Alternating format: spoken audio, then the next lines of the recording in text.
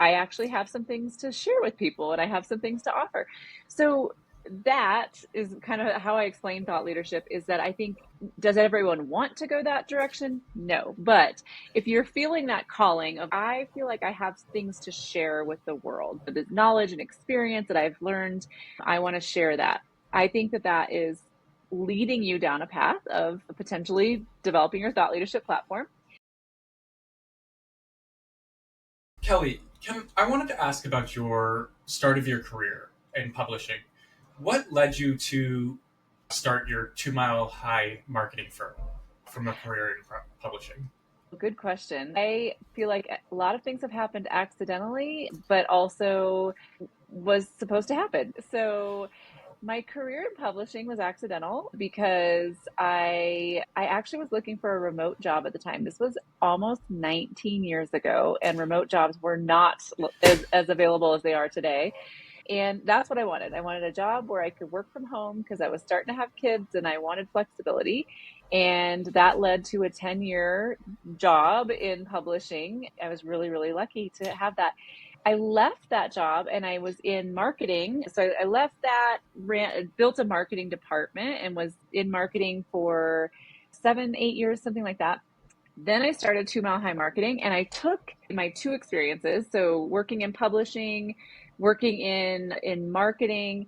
I had a background in inbound marketing and thought leadership marketing. Now I say that I was not the thought leader. I was the person behind the person building up my thought leader boss. But then I took that and created a service offering around helping thought leaders, business owners who want to establish their thought leadership platform, become known in their space. And that is where 2 Mile High Marketing came from.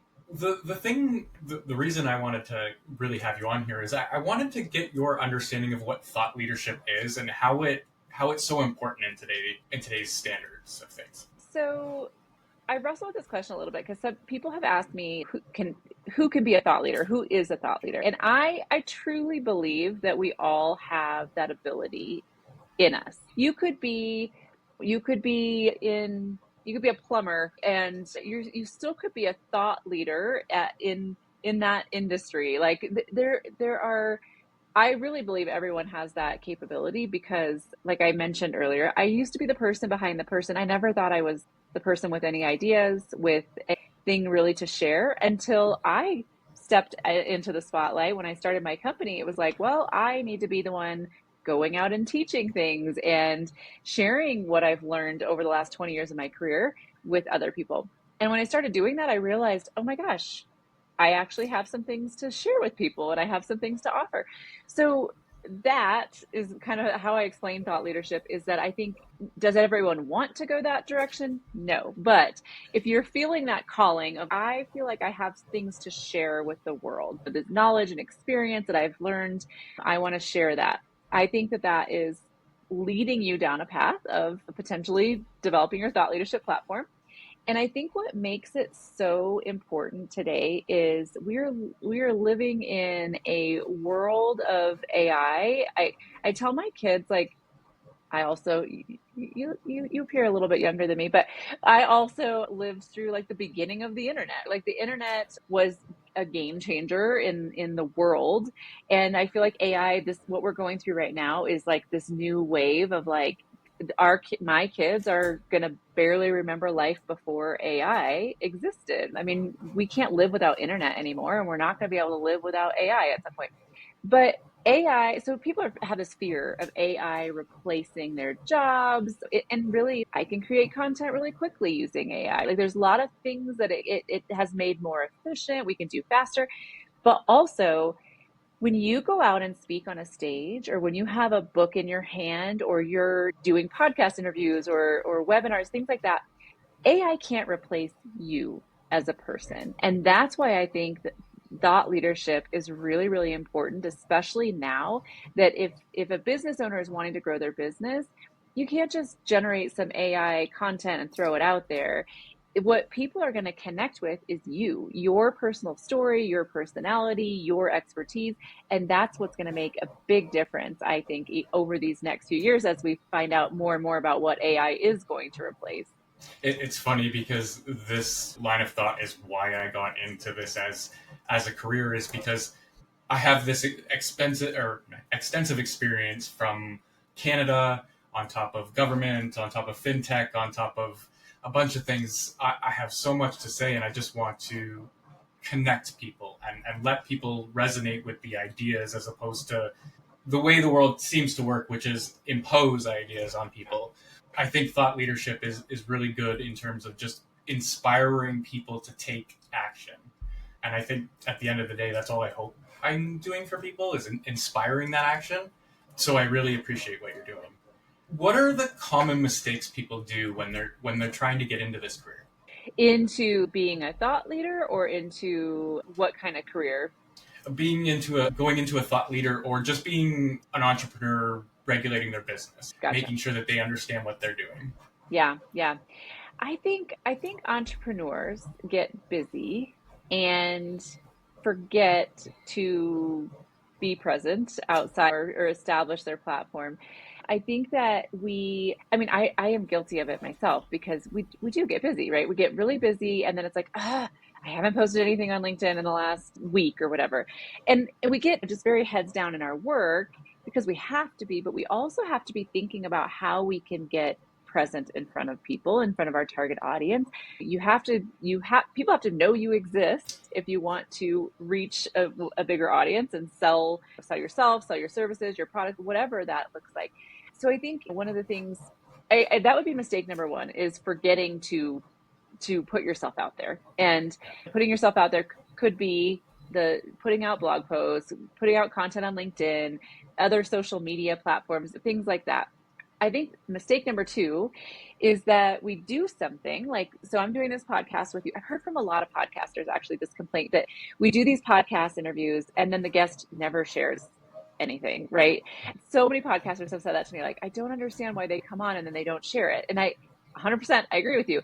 It's because the guest is coming on thinking I'm going to reach your audience, but they're missing an opportunity to share their expertise because you and I are doing this interview. There's going to be clips from this. There's going to be things that I'm saying, for example, as the guest, that I can take a clip and I can share those things on social media.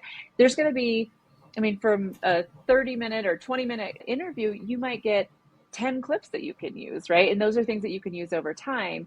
But we get busy and we forget to do those things. And again, I become guilty of that. Like I have to force myself to go back and go, okay, I did these interviews. I need to pull these clips and I need to prepare them. And it's work, right? But it's important to maximize your time. And that is maximizing your time. If you're spending 30 minutes or an hour doing a podcast interview, or if you're going out and speaking, so you travel to some event, you're networking, you're speaking, and you never share anything about it. If you didn't post it, it didn't happen, right?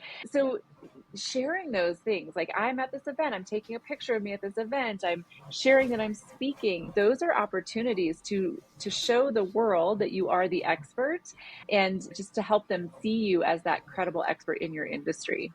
It's funny because even being a podcaster, I still procrastinate on the same things, like Yeah, content we do of it. Yeah. individual things. It's just part of the nature. The easiest part of my job is talking to people, and those clips are easy to generate, but there are some that I need to generate outside of this to showcase who I am and what I do. So even I get into that, unfortunately, but it happens. Can you share a success story of a client who's transformed their business through thought leadership? Oh yeah. So whenever I have kind of a talk that I give, and I always share the story of John. So if you've seen, I've got a couple of videos on my YouTube page where I am giving a presentation, a couple different topics, but I love to share the story of John. So John came to me. He worked in an accounting firm. He'd been there for 30 years and he knew he was getting close to retirement. So he had to retire at 65. He was in his early 60s. And I really want to be the person who develops virtual CFO services within my company for law firms. He had law firm clients. He knew law firms. He was an accountant for 30 years. He knows what he's doing, right? He has this expertise there, but he was like, I basically, can you help me create a plan to help me build this service area, I need to be seen as the thought leader. I am the thought leader. I know what I'm doing, but I need to be seen as that. So I came up with this plan for John, and I was like, okay, here's what we're going to do. And we did all the things, right? We started getting him on podcasts. We started booking him to speak at events and go to networking events. We helped him write a book. And so we were dripping that book on his social media. We did all of these things for John. And after a year and a half, he came to me and he's like, I just went to this event and people were coming up to me going, you're the guy with the book. Like, they started to recognize him because we got very specific about who his audience was. It was law firms. So we wanted his content to be speaking directly to that audience, right? His book was specific to that audience. We were having him go to events for law firms, right? All of that was making it where like he was starting to stand out and people started to recognize him and to know who he was. That was such a fun story because John was a 60-year-old man. He wasn't like this young influencer online, right? He didn't have this huge not professional, but this presence online. Like he was just doing his job as an accountant. But we had transformed him during that time period and helped him start to become known and also start to bring in those leads for his business. And he has not retired yet, so he's getting close. But when he retires, he gets to leave this legacy behind in his company that was what he really had set out to do, so that when he retired, he could look back and go, I'm leaving that behind for the rest of the people that are still working. It's inspiring that you can leave something behind for somebody, and it's not, you don't have to be like Jeff Bezos or Elon Musk or anybody to leave something behind. Even if it's a small group, you're still leaving it to people who find it important. It's very, very good story in that regard. So can we dive into a practical strategy now? Actually, I'll give you some context. I just got a position with the town of Lewisport here as the destination tourism coordinator. So I'm going to be basically relaunching a brand for the town to build up tourism. Can we walk through like a practical strategy of how somebody would start a brand like that? Yes, of tourism. I have to think about the industry there, but I'll tell you the recommendations I give people, and this might be slightly different for that industry, but typically I say if you're going to develop your thought leadership platform, what I recommend is, and again, I'll come back to the actual industry, but what I Yeah. recommend is, oh, go ahead. I was just going to say the thought leadership is this side, so it's all tangled together anyways. All Yeah, good. yeah. Okay. So we'll come back to the specific part question, but I recommend posting to LinkedIn 2 to 3 times a week, guesting on a podcast 2, maybe 3 times a month if you can, if you can do 3, but and then speaking or getting in front of your target audience. So speaking, it doesn't have to be a room full of 1,000 people. Maybe that's networking within smaller industry specific groups. That thing. I say once a quarter. I mean, I really would shoot for once a month, but making sure that you're consistently showing up for those types of events where you're networking or have that presence. So I say that, and I want to come back to that specific brand because I typically talk about LinkedIn because most of my clients are B2B and they're finding their clients on LinkedIn, right? But for something like tourism, you might be looking at, it might be something like Instagram talk. I mean, the platform itself might be different. And if you're on one of those platforms, the volume might also be different, right? Because on TikTok and Instagram, you might want to be posting daily. It depends on where your audience is and what the platform is and the expectations around that. On social media platforms, if I'm posting several times a day on LinkedIn, my network is going to be like, do you have a job? What do you? Very But on fair. Instagram, they're going to expect that content from you. It really is a matter of where that audience is. But I think all of those things I said are really getting visible. I talk about the 3 pillars of thought leadership. The first one is visibility, getting visible. The second one is credibility in that specific industry. What makes you credible? Making sure that you're showing up in a way that people see you as the expert or the person who knows what they're talking about. And then the third one is consistency. Those recommendations I gave you as far as how often to show up on those different ways, that's the real reason for that formula, is that you're being consistent. The numbers don't matter so much as having a number that you're shooting for so that you're always working towards showing up consistently. It's funny how easy it is to gain a following online if you show up every day and talk about similar things. And it impressed me at how easy it is, but it does take that hurdle of thought of, hey, I actually need to start this. How do you get people past that point? If you have a client come in and they're so hesitant to be visible, how do you work them into being visible? Well, the short answer to that is you got to get over it. I like to tell my own story. I built a personal brand completely accidentally. That's the theme of my talk with you today is accidentally. But I I started showing up online blogging. This was 15 years ago where there wasn't an expectation that you showed your face and that was really easy to do. I would write blog posts about book marketing or about different ways of things related to publishing and things that authors needed to know. I was doing that and maybe I don't know the timeline of this, maybe 3, 4 years ago, I read the book Personality Isn't Permanent by Benjamin Hardy. And it was in the reading, while I was reading that book, that I realized that what was going to hold me back in my career was being able to speak, being able to get in front of people, because people don't believe this about me, but I have a huge fear of public speaking. It's debilitating. And I have got to get over this because I just knew in my career, I was at that time a director of marketing, but if I want to grow further, if I want to become a CMO now I'm running my own company. Thank goodness I took this path because I knew that was something that was going to hold me back, right? So I started doing TikTok videos, and kind of like you said, when you show up consistently, people start following you. And so I did. I just every day I was posting a TikTok, sometimes just fun, silly things, but a lot of the times it was related to, again, book marketing, publishing, writing, all of those types of things, and gained this following and this community on TikTok from doing that.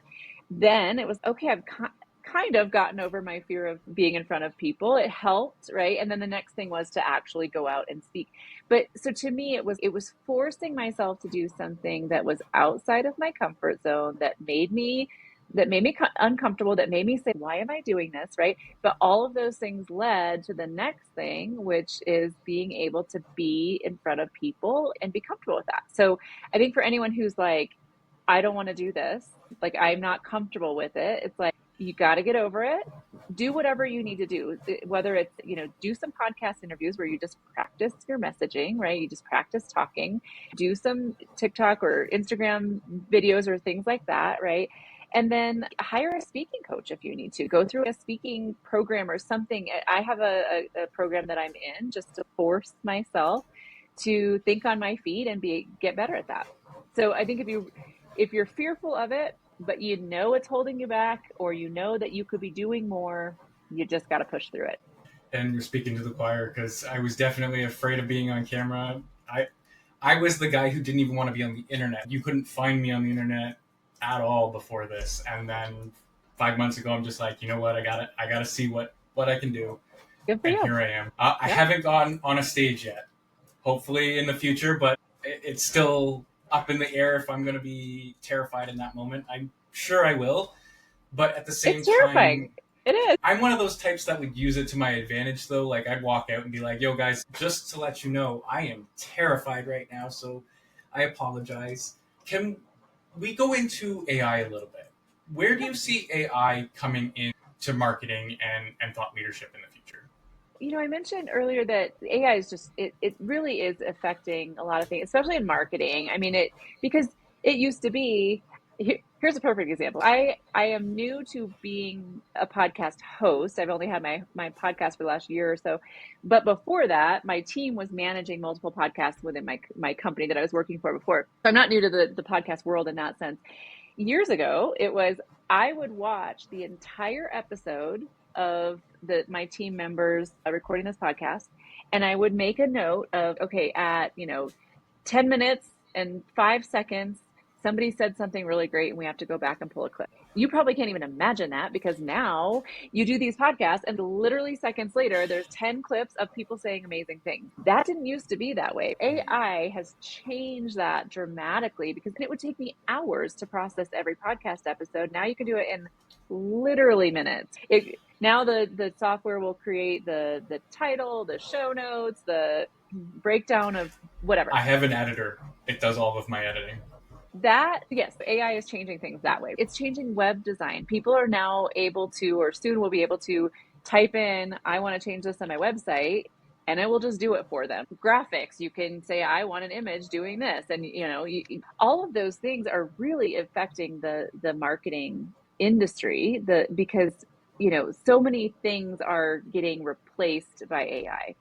But like I said, it's AI doesn't replace the person. And people, when you're a business owner, people are buying you, or when you're the salesperson, I should say. And it's not always the business owner isn't always the salesperson, but in my stage of business, when I'm talking with people, they want to buy our services. They want to work with us because of me, not because of some AI ad that I put out there, or some, AI content. Sure, I can use AI to be efficient in my content creation. I can create AI images and things like that. But the reality is, if you're a small agency, a small business, people are wanting to work with people, not with AI tools. So the AI is really being used behind the scenes to make us more efficient, but it's not going to replace us as humans. I think that AI is great for us to all be using, but the reality is you need to know how to use it, but also you need to show up and be visible to your audience, because that's what's really going to that's what they're going to buy, is you. Very, very fair. I actually have had a resounding simile across speakers so far of being like AI business is going back to being human again instead of this mega corporation. Just a random thought. Do you think that it's going to go that way? Like we're going to have more small businesses as opposed to these mega conglomerates in the future? I don't know. I guess I hadn't thought about that. I mean, I hope so, right? Because I'm a small Yeah. business, so I hope we go that direction. Very fair. I just think with AI, we're going to be enabling people at an individual level. Like I'm running a 3D printing business as well in my home, right? So eventually, manufacturing can be individually sustainable as well. And I'm hopeful that eventually the big businesses crumble to a bunch of smaller businesses where free market could reign true. So, anyways, off that tangent, I just want to give the last 5 minutes to plug anything you'd like to plug, or tell people where they can reach you, or any final thoughts for our audience. Well, a few things. So, if you're interested in developing your thought leadership platform, I would say if you go to my website, 2milehighmarketing.com, we have it's called a thought leader scorecard. And so right at the top of the website, it takes 3 minutes. You can take that quiz, and it helps you think through your thought leadership platform. It asks you some questions to help you think about that, and then also gives you a score at the end and tells you what to work on. It tells you where you fall, and then like, okay, these are the things that I should do if I want to take the next step in my thought leadership platform. But that's a great resource for people. I love LinkedIn, as I've mentioned. You can connect with me on LinkedIn. I don't have the easiest name to spell, but I'm sure you can put it in the show notes for people so that they can just Yes. link to my LinkedIn. And then we're not there yet, but I'm going to mention it. We are developing a course for people who want to develop their personal brand. I talk about thought leadership and personal branding interchangeably, but the reality is smaller businesses, or maybe individuals who are in a job with a side hustle or something like that, might want to work on their personal brand, which might be different than a business owner who's wanting to establish their thought leadership platform. So we are developing a course for people who want to develop their personal brand and learning how to do that. That will be available soon. And if you're connected with us in some way, if my LinkedIn or whatever, we will announce that once it's available to the public. And I'll make sure everything's in the description down below. Great. Thank you very much for coming on. I hope my audience enjoyed this conversation, and everybody out there, stay weird.